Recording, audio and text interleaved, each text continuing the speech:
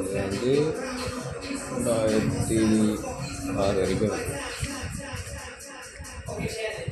இதெல்லாம் செக் பண்ணணும். வேறு என்ன டேட்டு போட்டாலும் இந்த டேட்லாம் பார்க்கணும், எக்ஸ்பிரி டேட்லாம் பார்க்கணும்.